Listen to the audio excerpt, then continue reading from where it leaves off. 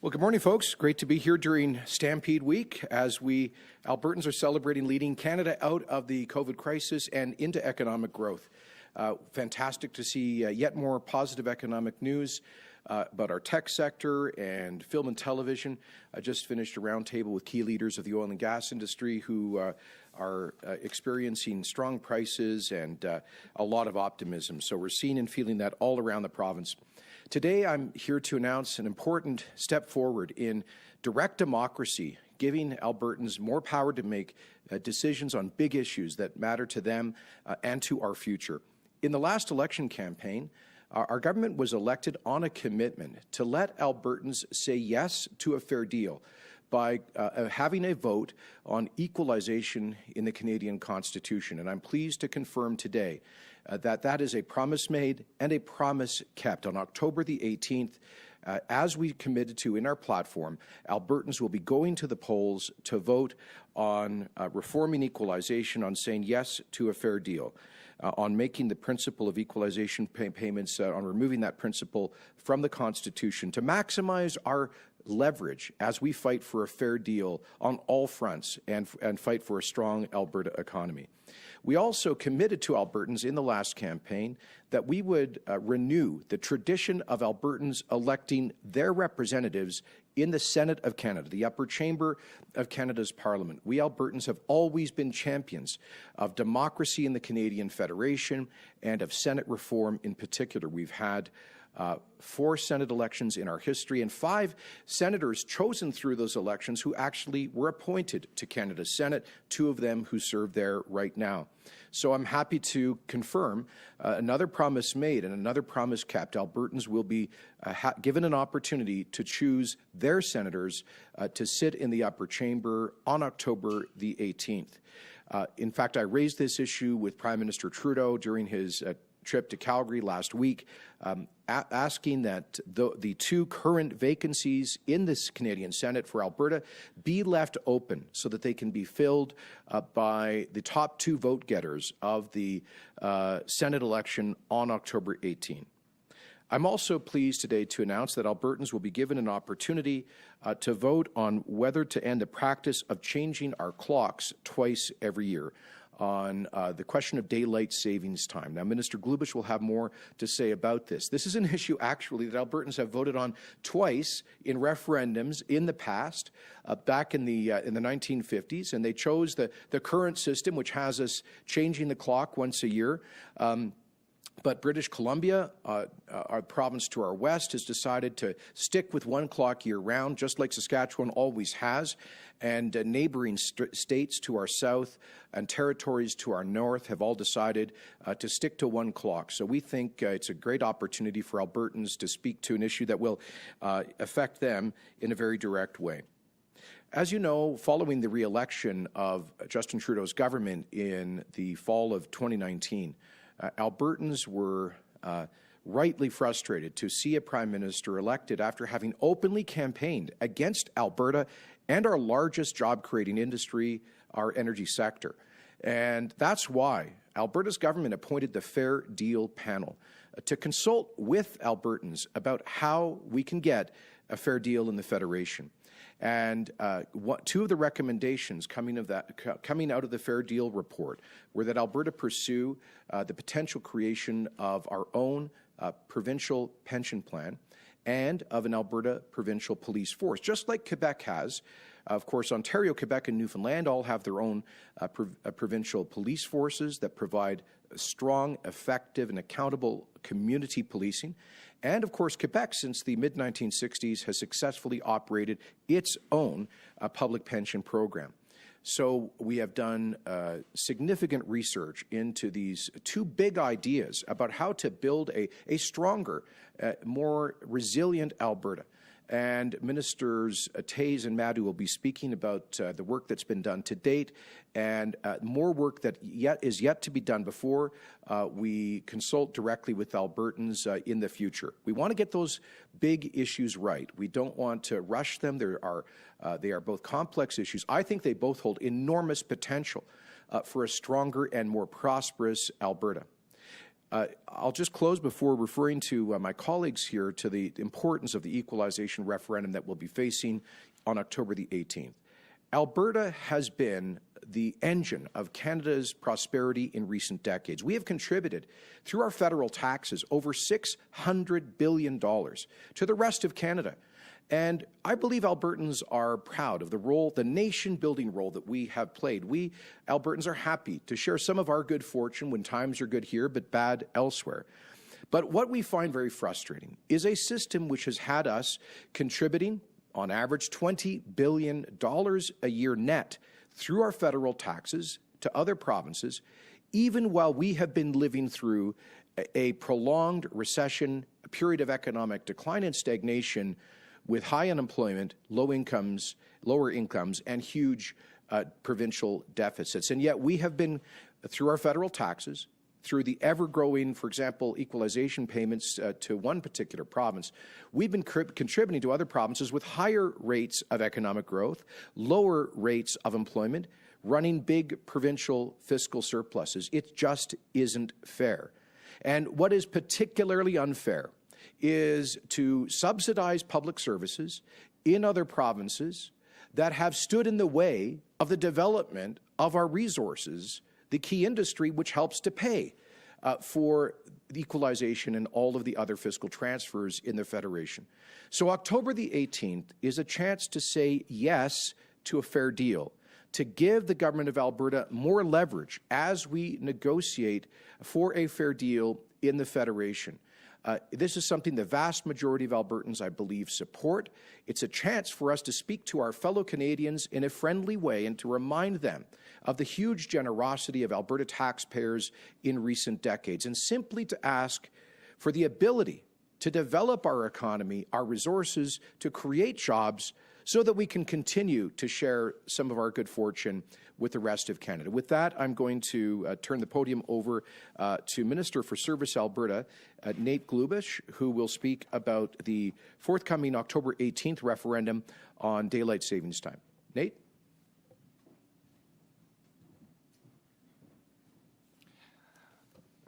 Well, thank you, Premier, and thank you for leading Alberta's approach to this referendum initiative.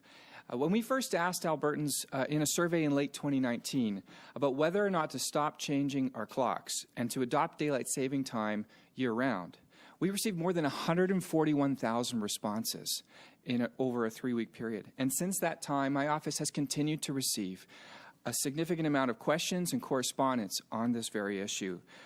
And as a father to an almost 2-year-old son, I can relate to all of the families out there who would love to end the practice of changing our clocks. I think it's fair to say that following the survey, many Albertans hoped for an immediate change to the way we observe time. But as you know, last March, the pandemic began in Alberta in a big way, and Alberta's government needed to focus on and to prioritize our response to it. Fortunately, thanks to the hard work of Albertans in following public health guidelines and getting vaccinated, we have been able to open up this province faster than anywhere else in the country, and Albertans are in line for the best summer ever. And now we can come back and take a look at this important question of daylight saving time, as Albertans had been hoping that we would. It is clear that Albertans are passionate about this, and a change on this matter should not be taken lightly. How Albertans calculate time affects literally everyone in this province, as well as others beyond our borders. We know that in Canada, our neighbours in Saskatchewan do not fall back by an hour in the fall, and nor do they spring forward in the spring.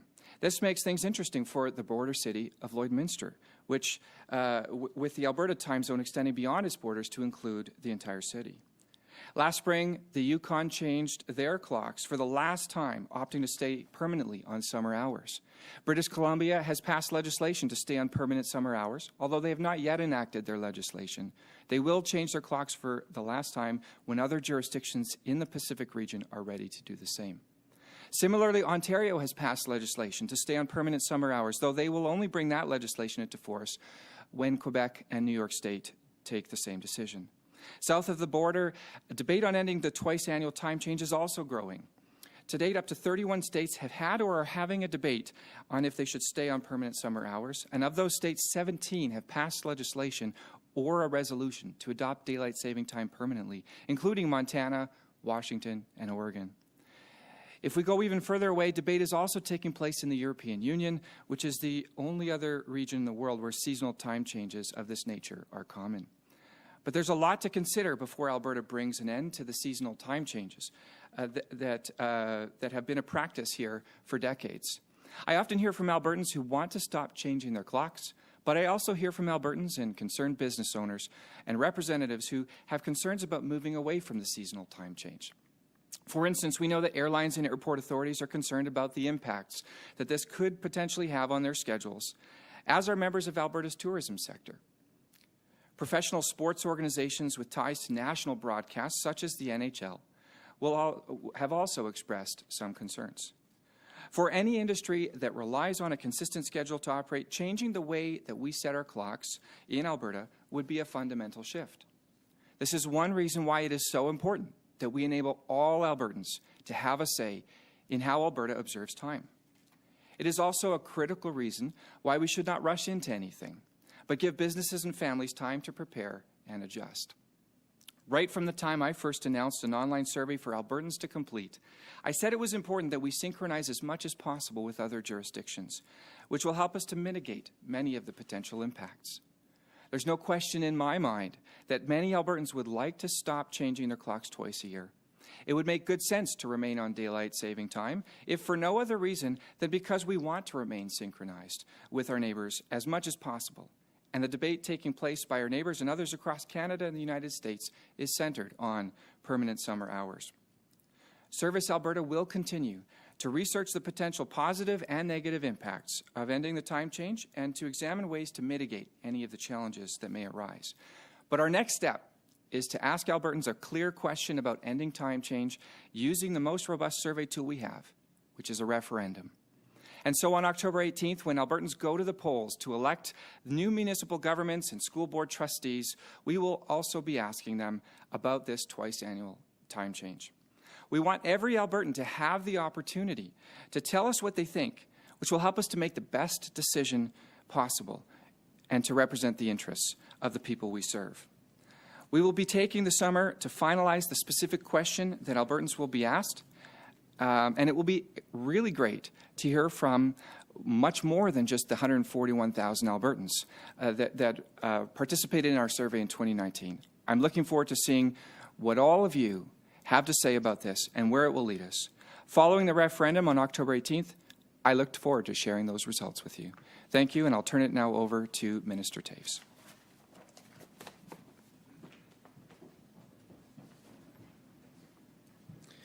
Well, thank you, Minister. Thank you, Premier. And good morning.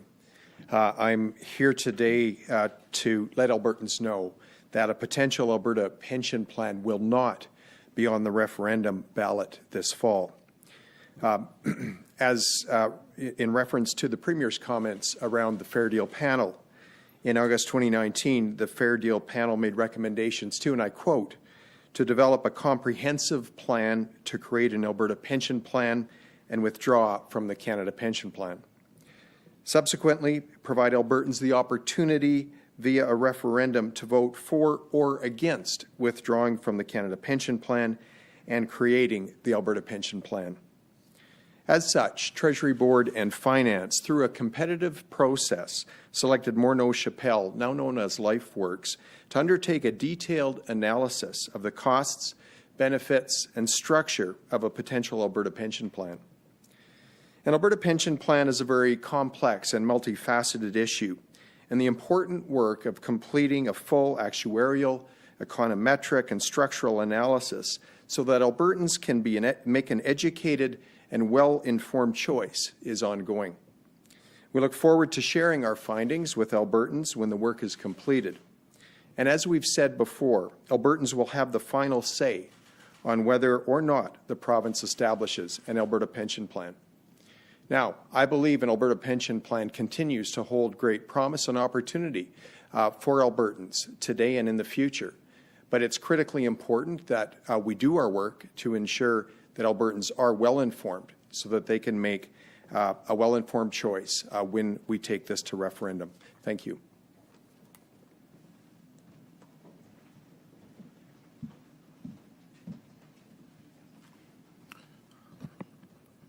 Good morning. And thank you to all of you for coming out this morning.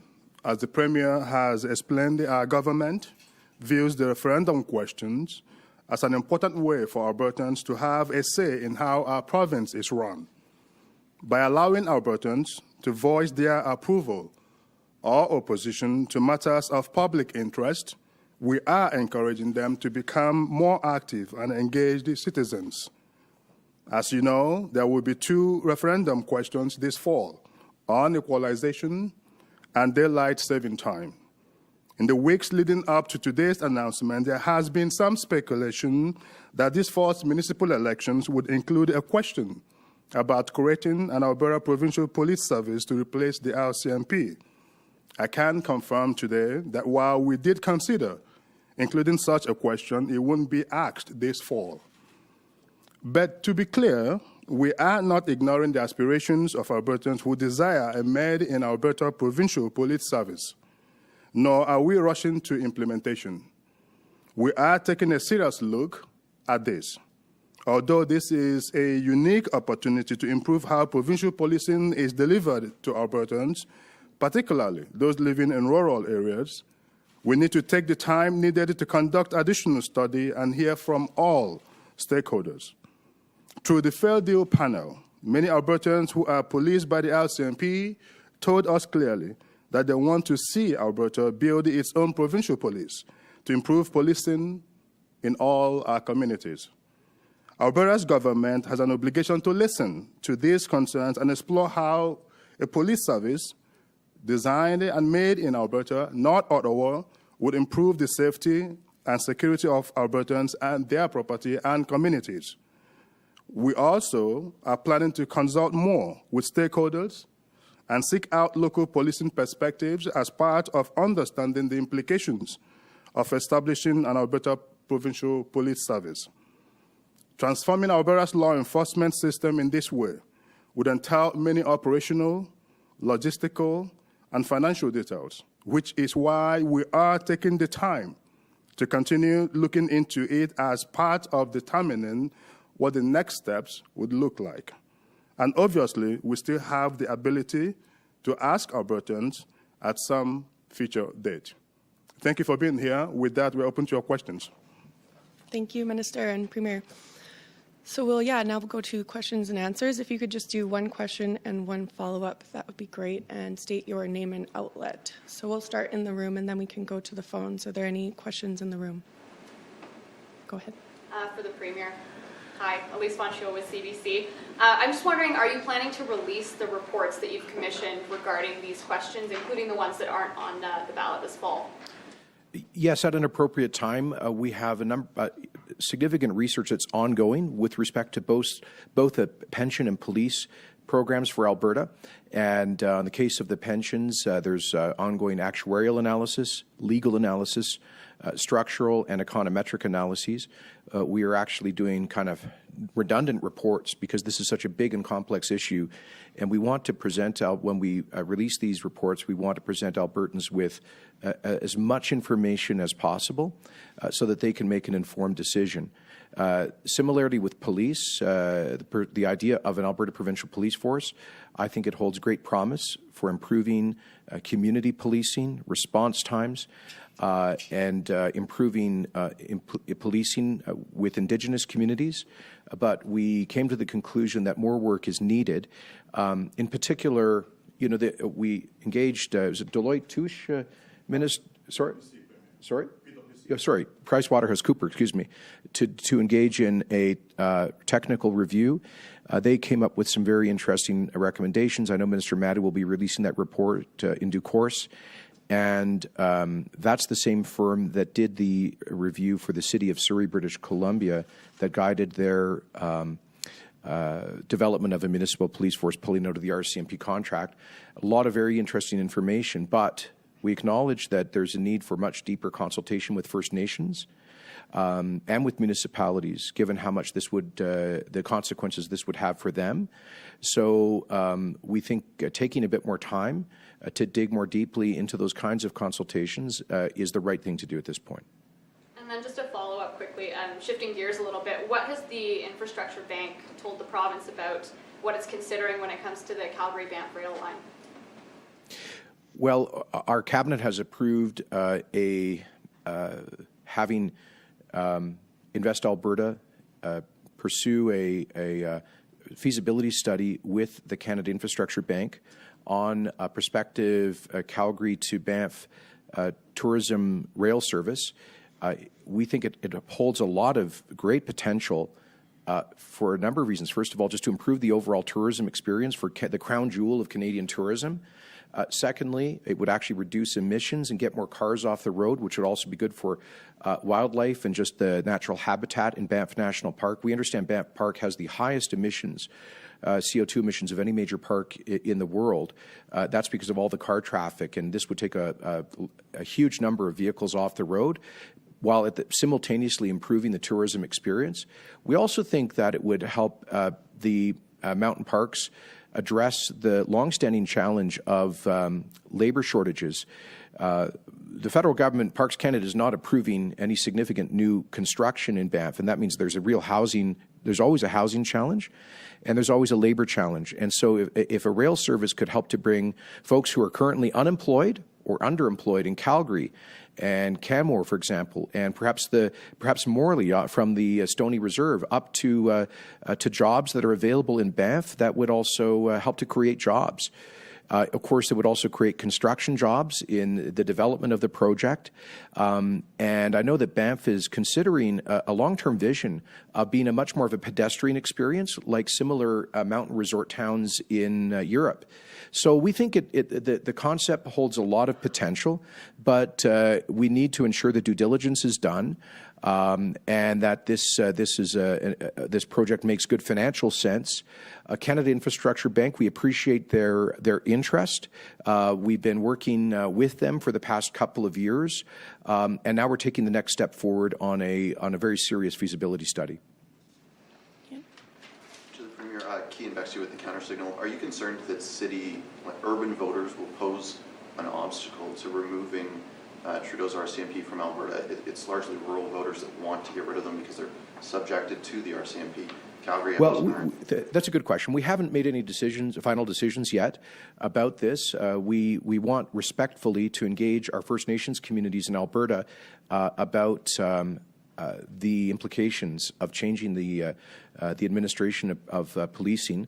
And we also want to have a really respectful dialogue with the municipalities. Now, having said that, we have not made final decisions about whether or when to proceed with the possible referendum. I will note that we have the ability under the Referendum Act to hold referenda in certain regions of the province. So one possibility, no final decision has been made on this, but one possibility would be to invite only Albertans who are policed by the RCMP and who would be directly affected by this to vote on it. Because urban Albertans, certainly in the two biggest cities and 5 other communities, have the benefit of their own municipal local police services, and they would not be affected by shifting to a provincial police force in the rest of the province. I think a strong argument can be made that it's only those who would be directly affected who should have the ultimate say. So that's a possibility. No final decision has been made, though. Do you have a follow-up? No, that's okay. Any more in the room? Okay, and I won't have a follow-up, just a quick question. How confident are you that there will be changes to equalization if Albertans in a referendum vote to tell you and tell the government that they want that? How confident are you that that yes vote to changes will actually lead to changes? Because, you know, I'm sure you understand Albertans might be a little bit skeptical about Ottawa changing the program. Sure. Look, I've always said that a yes vote on the principle of equalization does not automatically change equalization. It doesn't remove it from the Constitution. We cannot do that unilaterally. What it does is to elevate Alberta's fight for fairness to the top of the national agenda. In a sense, it takes a page out of Quebec's playbook and how it has become the strongest and most autonomous province in the Canadian Federation. And so I think it's just giving Albertans the chance to speak to this one glaring example of fiscal unfairness that we put a spotlight on our demands for fairness. At the end of the day, I don't think Albertans are against sharing some of our good fortune with other parts of the country. That's really not the point here. The point is, we want to say to our fellow Canadians, if you want to benefit from the wealth that is produced by the hard work of Albertans, you got to let us get to work. If you want to benefit from our resource wealth, you've got to let us develop the resource wealth. So it's a way of sending a message to our friends across the country. If you like, if you're in Quebec and you like super low tuition rates and subsidized daycare and having a big surplus, good on you. But help us help you by getting out of the way on the issues like pipelines. Let's, as I said, the day this government was elected, let's be partners in prosperity. That's the message we hope to send. So I don't expect that a yes vote will result in an immediate change in the equalization formula or an amendment to the Constitution. What it will do is give Albertans to say yes more broadly to a fair deal and send a message to our fellow Canadians about just how serious we are on that. Senator here. Yeah, Alana Smith with the Canadian Press. I have a question for the Premier about the droughts affecting farmers. I'm wondering if you can tell us or give us a sense of how bad it is out there and how these conditions are affecting Alberta farmers kind of historically. Well, my understanding is that it's there's coarse dry weather in certain regions, and some it's been quite severe. In other areas, I think farmers are optimistic that with a bit more moisture this summer, they can still get decent yields. But I do know that Minister Dreeshen, Minister of Agriculture, is calling upon the federal government to bring into force the Ag Stabilization Program, which effectively is a crop insurance program, to support those farmers that have been severely affected by very dry weather and are likely to have very poor yields this year. I would actually invite my finance minister, because he's a rancher who, with a very close connection to the ag community, also comment on this, in part because he's also responsible for Alberta's ag insurance programs. Sure, good. Thanks, Premier. And I think a very timely question because we are seeing a very significant drought, certainly in key parts of the province, and in a larger part of the province than we normally would. Now, as the Premier noted, there are some regions that still remain in good shape. And I will say this, our agriculture community, our farmers and ranchers are resilient, they're innovative, and they always find a way to make it through. That being said, again, further to the Premier's point, Minister Dreeshen is already working with Saskatchewan and I believe Manitoba in calling on the federal government to invoke the Ag Recovery Program, which is a program that could be used to provide some additional assistance. I know Minister Dreeshen has also been working proactively with AFSC here, just even in the last few days, to ensure that their assessors can get out into those regions that are hard hit, so that any value in crop residue can be salvaged, whether it's through grazing cattle or maybe putting it up as feed. And that assessment then needs to be done on a timely basis. So Minister Dreeshen and AFSC are working on that, and we continue to monitor it. Just to follow on that, how fast could that come into practice, and is there any sort of emergency or immediate relief you're asking for from the federal government?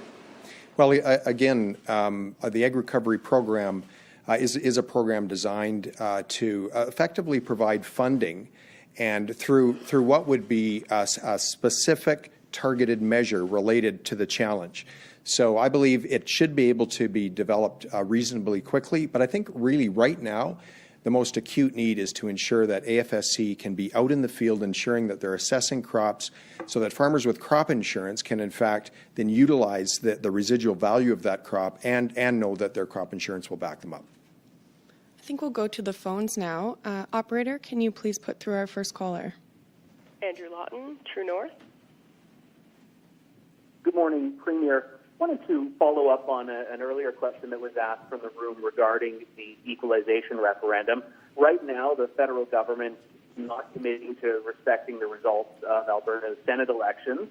The federal government was elected without any support in Alberta. Where's the requirement for the federal government to even pay attention, let alone to adopt anything or advance anything that the referendum pushes for? The answer, Andrew, is democracy. does this federal government respect democracy, or does it not respect democracy? These are powerful democratic statements that Albertans will be making on October the 18th. Previous prime ministers have used their discretion to appoint individuals elected by Albertans to Canada's Senate. In fact, that I would argue it's become a convention, a tradition of sorts, and I urge the Prime Minister to respect that democratic tradition. He did say something interesting to me in that meeting. He said, you know, Premier, you should encourage the candidates seeking election to the Senate to apply for appointment through the Senate election process that his government has established, and went on to say, if they go through that process and they also happen to prevail in your provincial election, maybe that's something that we would consider. So I was encouraged to hear the Prime Minister open the door at least a little bit to the possibility in his government of respecting the tradition of appointing elected senators, and we will continue to I think at the end of the day, I encourage Albertans in large numbers to come out and vote in those elections to make a powerful statement that we will certainly convey to Ottawa. On the question of equalization, the Supreme Court of Canada, in its 1998 Quebec secession reference, determined that if a province holds a referendum with a clear question and a clear majority votes in favor of a proposed constitutional amendment, that the federal government then has a binding obligation to negotiate that issue in good faith with the province. So what's good for Quebec is surely good for Alberta. This is a federation, and if that's the law as determined by the Supreme Court as applies to Quebec, then it has to apply to Alberta. That's just common sense. So should a majority of Albertans vote yes for a fair deal on October the 18th, we believe that triggers the decision of the Supreme Court of Canada from the Quebec secession reference in terms of requiring negotiations. And it's in those negotiations that we would bring forward our proposals for reforming equalization and our broader demands with respect to a fair deal.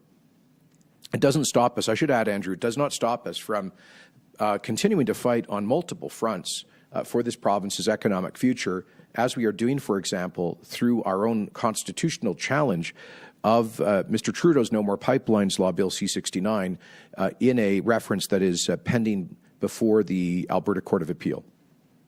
And Andrew, do you have a follow-up question? I do. Thank you, Premier. I know you were very clear as recently as this week that Alberta will not pursue any vaccine passport and will not recognize any effort as such from the federal government.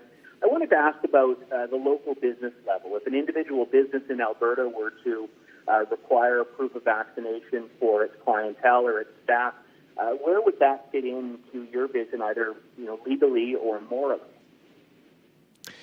Well, as I've said, we're concerned about privacy rights, and we will not facilitate vaccine passports in this province.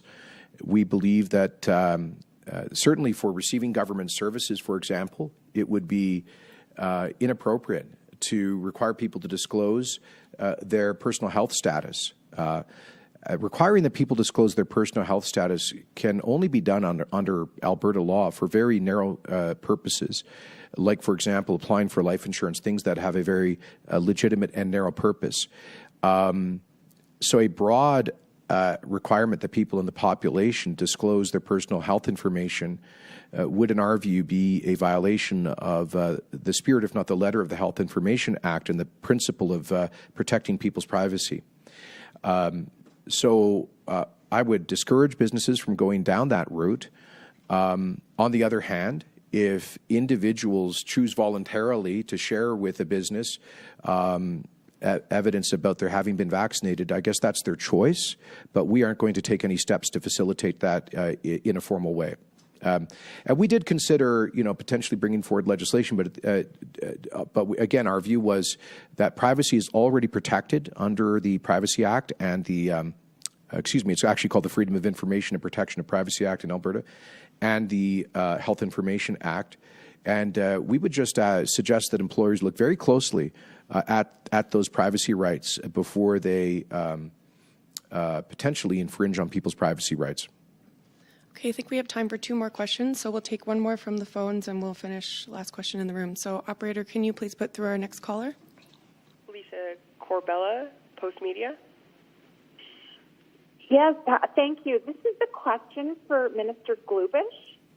My question is obviously to do with daylight savings. My understanding is that your question is going to ask Albertans if they want to stick with daylight savings time, but I've been speaking with an expert or a circadian rhythm expert, and he says that the best thing to do would be to return to standard time.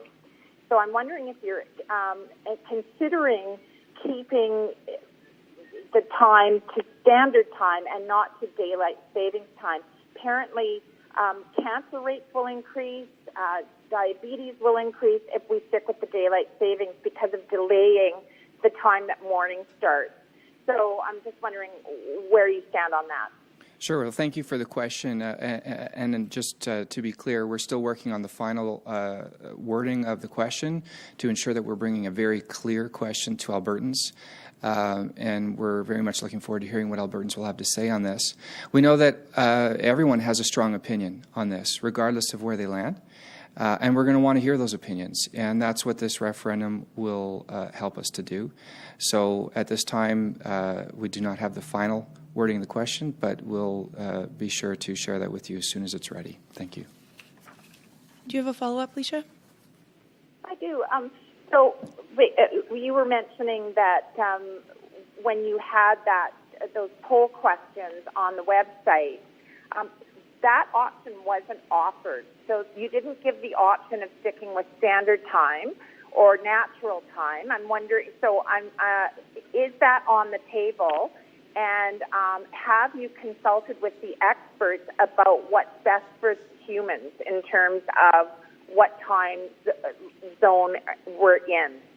Sure. Well, one of the things that we're considering as we determine the exact nature of the question is, of course, balancing the different views that we know are out there on this matter, but also recognizing the trend of where other jurisdictions are going.